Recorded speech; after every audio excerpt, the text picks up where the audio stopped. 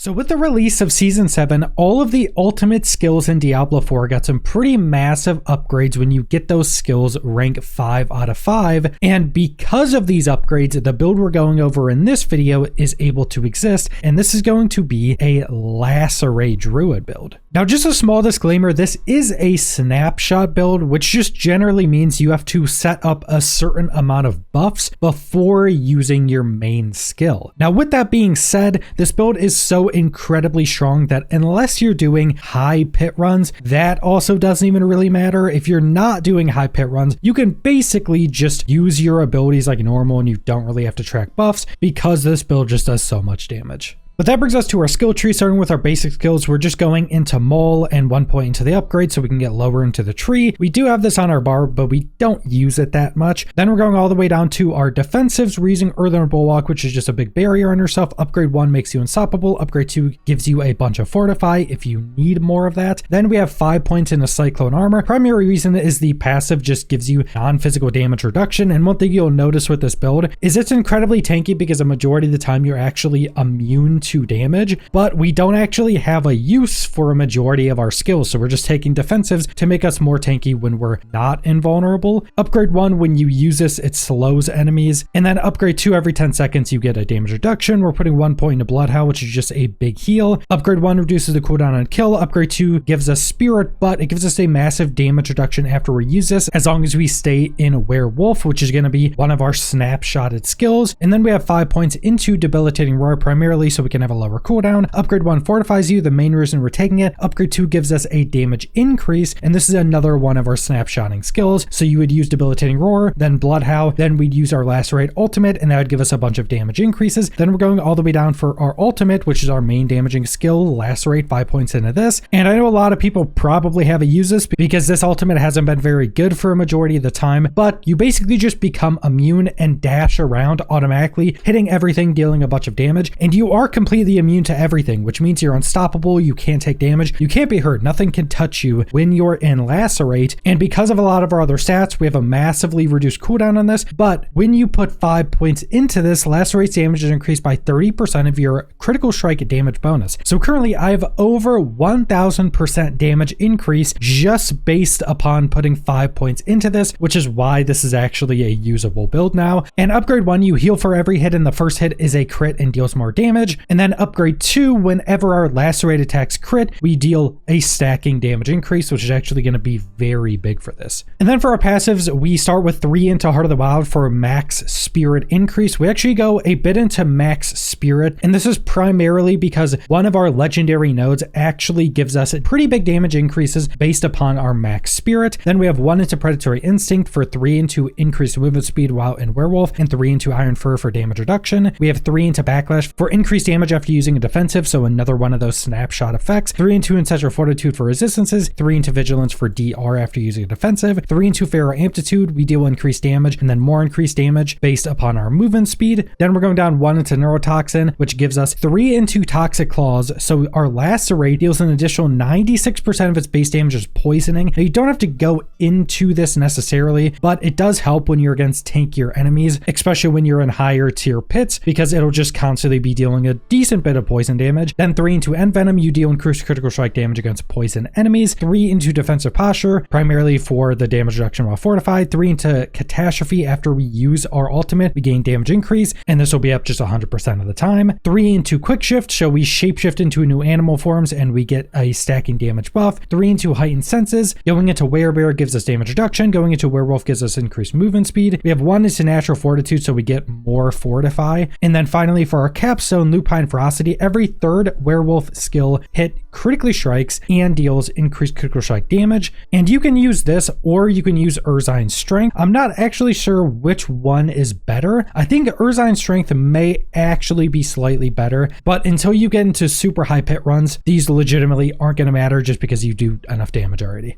And then that brings us into our Spirit Boons. We're taking Gift of the Stag for increased max Spirit because that'll scale our damage. Avian Wraith for increased critical strike damage. Iron Feather for increased max life. Calamity to extend the duration of our ultimate, which is nice for Lacerate because we can just stay in it longer. And then Masochistic, which is a lucky hit. Critical strikes with shape-shifting skills have a chance to heal us for a lot. Honestly, this is kind of overkill. You're immune a majority of the time anyway. And then we have our Mercenaries. I've just been going into Subo because we go to the very bottom and we get a passive called Opening Fire. We deal increased critical strike damage to enemies that are hit by his Cover Fire ability. And you can either use him or just go into Variana, which gives you a bunch of attack speed increases. I don't think any of these are really going to matter a ton, but this multiplicative critical strike damage increase can be really big, especially if you're running pits. And then for the reinforcement, I'm still just using Rahir with Bastion. So he pops a big bubble, makes you take 90% reduced damage. You can apply to when injured. So if you do end up getting low, he'll pop out this bubble, make you unstoppable, make you take a lot less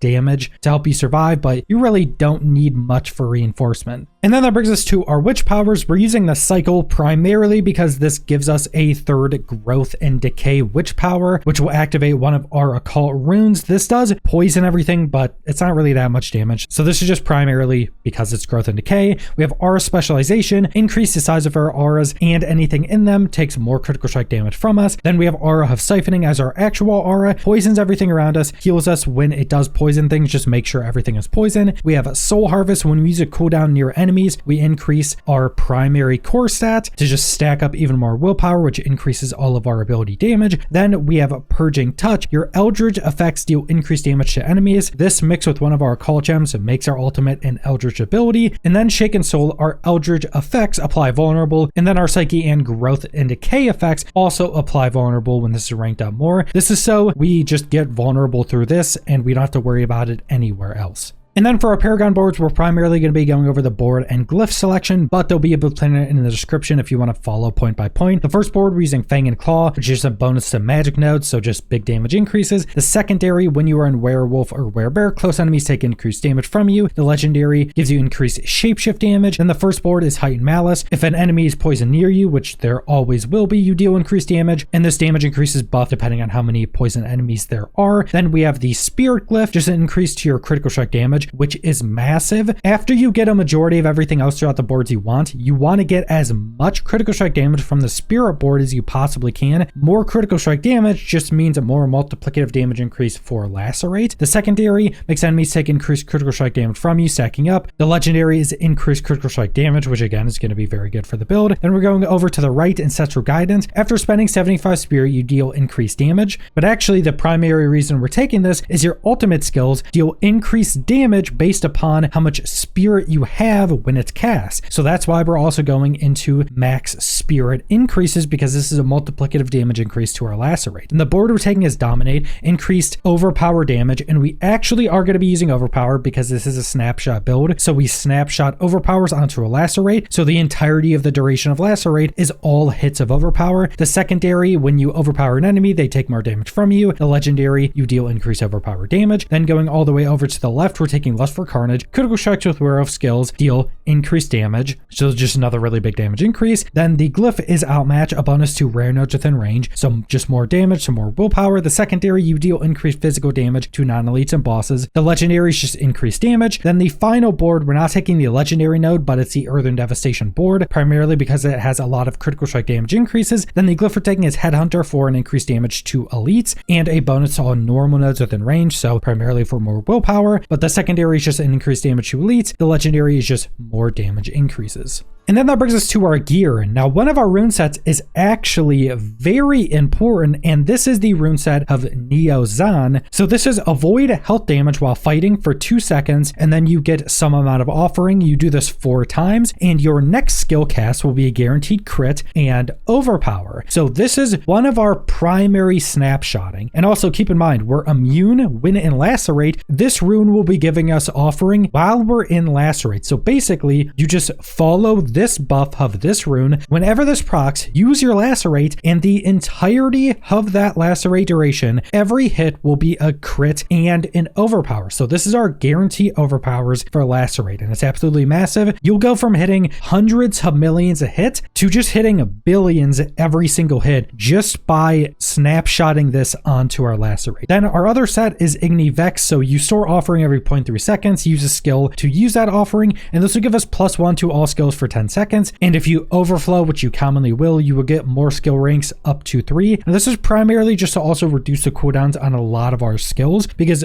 the lower you can get a lot of your cooldowns and a lot of your snapshotting effects, the quicker you can kill things. Because even though our ultimate has a really low cooldown, we want to be using our other defensives and our damage increases for every single ultimate. So the lower you can get that, just the faster you're going to be able to move around and kill things. And a bit of a switch up, you are going to want your runes into armor pieces instead of in your weapon, because on our weapon we can get critical strike damage increase, which again will just increase the scaling of our Lacerate. And then for our final armor piece, you just want willpower into that. And then for our occult gems and our jewelry, we want, while you have 3 or more growth and decay witch powers, you gain increased primary core stat and increased max life and are unhindered, so you can move through everything. Then we have, while you have an aura active, your ultimate skills are also Eldritch, Growth and Decay, and Psych, and they deal increased damage, so this will proc other effects from our witch powers, and our ultimate will just be doing more damage on top of that. And then that brings us to our uniques and our mythic uniques, starting with Harlequin Crest. Now the main reasons we're using this is actually not for the damage reduction. The +4 ranks all skills, again, help with our cooldown for our skills, so we can just use everything more frequently. But Harlequin Crest also gives max resource, and again, max resource multiplicatively increases our damage. So we're getting the skill ranks and we're getting multiplicative damage increases on top of a massive just cooldown reduction for everything. So this is generally going to be better than the Perdition Helm, which just gives you the massive multiplicative damage increase. Then Shroud of False Death, again, +1 to all passives. Just that would probably make this used over most other things as well. And then you have the +2 all stats, which gives you the secondary effect of all of your rare nodes through your Paragon Boards. Those are the primary reasons we're using this. You can also snapshot this for the damage increase on your next attack after entering stealth. So you could get a decent damage increase on your Lacerate, but it's not that big of an increase and you're really not gonna have to worry about that too much, but it is something you can min-max a little bit more. Then we have Eridi's Inexorable Will. This is actually really important because after casting your ultimate skill in 5 seconds after, pull in distant enemies dealing damage to them. The damage is actually pretty decent, but what's really nice is you Lacerate and it pulls everything into it. So it's very easy to use, and since we can use our Lacerate pretty much anytime we want, we can just always pull in enemies and it deals more damage to them. Then another very important part of the build is Flicker Step, which when you evade through enemies, you reduce your ultimate cooldown by up to 4 seconds, up to 10 seconds, and our Lacerate has below a 10-second cooldown, so you can basically always just dodge through an enemy and get your ultimate back pretty much instantaneously. This also has a ultimate damage increase, which is really nice. So Flicker Step is primarily just used to dodge through enemies, so you can always have your ultimate up anytime you need it. And not only that, but you can reduce your evade's cooldown by hitting anything, so you basically always just evade through enemies, use your Lacerate, evade through enemies, use your Lacerate. And then we have Tabalt's Will, so you deal increased damage while unstoppable in 5 seconds after, and this is just another snapshotting effect. This is one I have to get more used to using, because this also means you're using your Earthen Bulwark before using Lacerate, so this is just another snapshot effect. But again, you don't have to worry about a lot of this snapshotting until you get into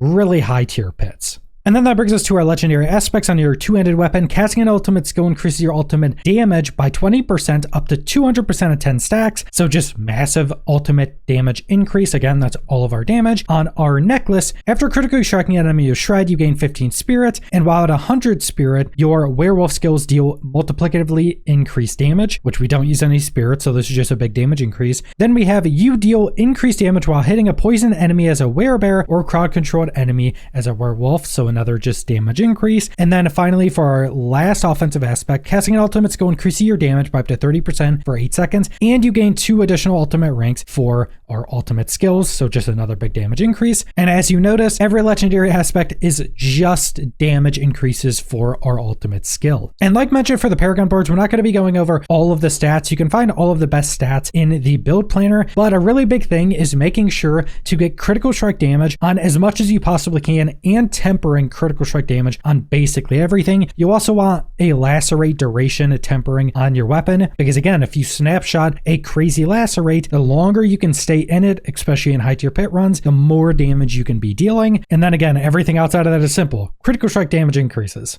But that's pretty much the entirety of this build. And this is a very unique build that really couldn't exist before this season because of the 5 out of 5 rank upgrade for Lacerate. So really cool build. I know some people don't like the snapshotting builds where you have to kind of track a lot of different buffs to get the most out of it. But again, this build does so much damage with Lacerate and is pretty much unkillable until you get into really high pits. Once you get to pit 100 and over, that's when you really need to start focusing on tracking your buffs and tracking all of your snapshotting. Until that point, you can basically just run around and lacerate everything and it's going to kill everything on your screen, even going and doing like the end game bosses. So this is a very easy build to use and you basically have a 0% chance of dying in anything but high tier pits as well. But that's all I want to go over. So thanks for watching.